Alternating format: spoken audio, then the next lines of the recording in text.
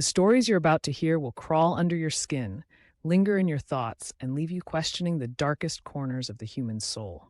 These cases blur the line between justice and horror, fact and fear. Tonight, we explore 5 criminal cases that you'll never forget. These are the true stories that haunt us, endlessly. To the outside world, June and Jennifer Gibbons were just 2 young girls from a small Welsh town, but their lives were anything but ordinary.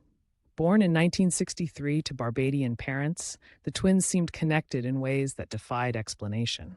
From their earliest years, the twins spoke to no one except each other, developing a private language so complex even linguistic experts couldn't fully decode it. They moved together in perfect unison, mirroring each other's every action. Their silence puzzled their family, while the invisible bond between them grew darker and more profound.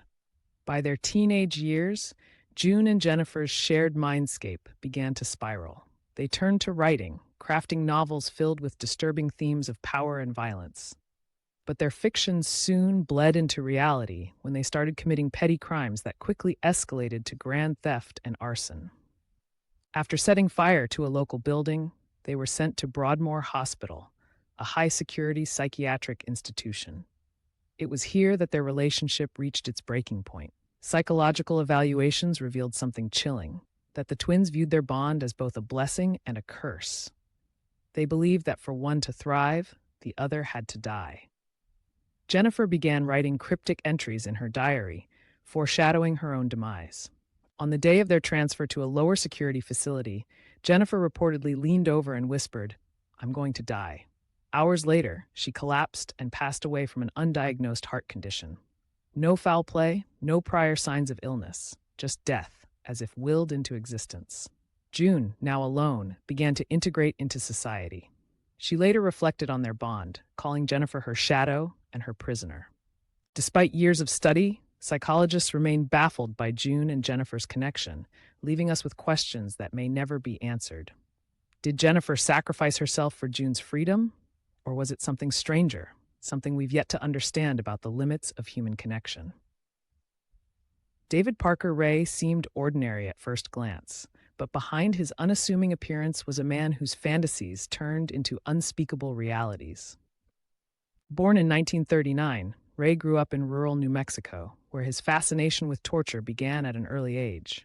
By the time he reached adulthood, his obsession had manifested into a hideous, well-organized operation. His soundproof trailer was outfitted with devices designed for inflicting pain and terror. He called it his toy box.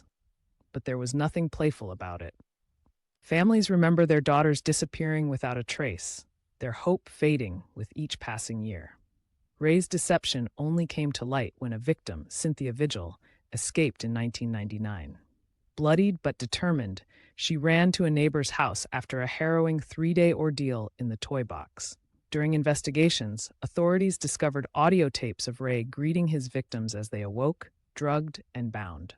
His detached, methodical tone described in chilling detail what he intended to do. Although Ray was sentenced to 224 years in prison, unanswered questions linger. Where are the bodies of his other victims? How many souls never made it out of that trailer alive? And what monster could plan such horrors with such precision? Even in death, David Parker Ray took many of his secrets with him, leaving behind only fear and unanswered prayers. One moment, he was a tourist wrapping up a vacation. The next, a vanishing act so bizarre it feels like fiction. At 28, Lars Matank was a healthy, happy young man. While visiting Bulgaria in July 2014, a late-night fight injured his eardrum, forcing him to stay behind while his friends flew home. Alone in a foreign country, Lars began acting strangely. He texted his mother, claiming shadowy men were following him. But the true moment of terror came at Varna Airport. CCTV footage captured him nervously pacing near the terminal doors. Suddenly, for no apparent reason, he sprinted out of the building, abandoning his bags and running into the nearby woods. No one has seen Lars since. His strange behavior left investigators scrambling for answers. Did paranoia over his injury spark a break from reality, or was there something or someone truly after him? The lack of evidence only deepens the mystery, turning Lars Matank into one of the internet's most haunting missing persons stories. In Australia, the name Snowtown echoes with dread. What was meant to be a haven now holds one of the nation's darkest secrets. John Bunting, the orchestrator of the murders, painted himself as a vigilante, targeting those he accused of heinous acts. But his methods revealed a darker truth. He didn't just kill. He tortured his victims, enforcing his own twisted version of justice alongside his accomplices.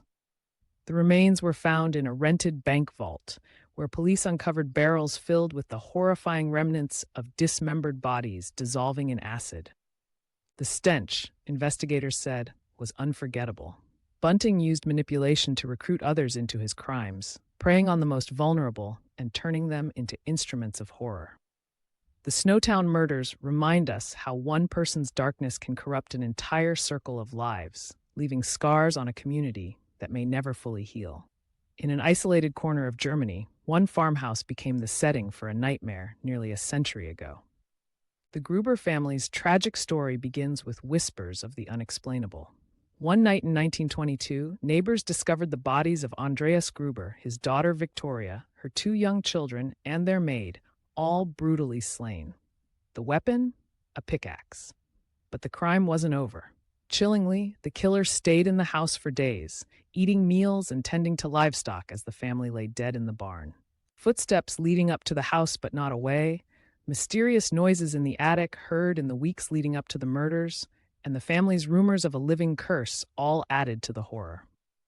Despite decades of theories, from jealous lovers to enraged vagrants, the case remains unsolved.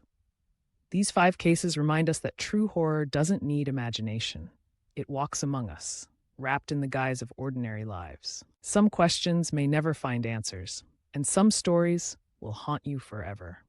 Subscribe for more true crime stories that chill you to the bone.